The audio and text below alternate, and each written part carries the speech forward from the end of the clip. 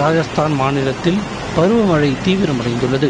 அம்மாநிலத்தில் பல்வேறு மாவட்டங்களிலும் கனமழை வெளுத்து வாங்கி வருகிறது. கோட்டா, பண்டி, பாரன், ஜவாஹர், டோங், சித்தோர்கர் உள்ளிட்ட மாவட்டங்களில் வெள்ளம் ஏற்பட்டுள்ளது. சாலைகள், விளைநிலங்கள், வீடுகளை வெள்ளம் சூழ்ந்துள்ளது.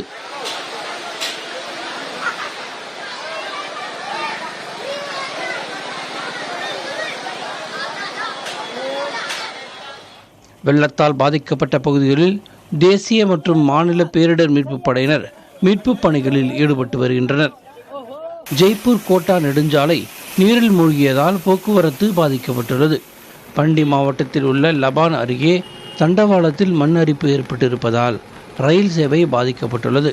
ஜெய்ப்பூரில் உள்ள ஆம்பர் கோட்டையின் சுவர் கனமழையால் இடிந்து சேதமடைந்தது.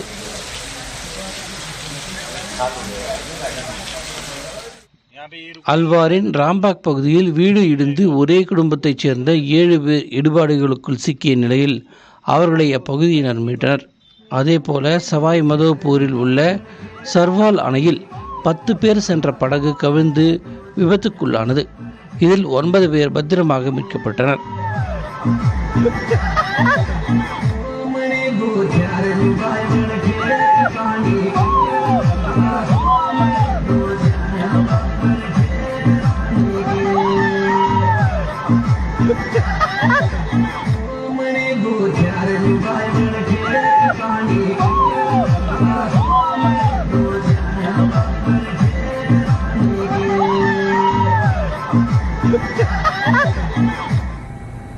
வெள்ளத்தால் பாதிக்கப்பட்ட சவாய் மதோபூர் மாவட்டத்தை அந்த மாநில பேரிடர் நிவாரணத்துறை அமைச்சர் ஹெலிகாப்டர் மூலம் ஆய்வு செய்தார்.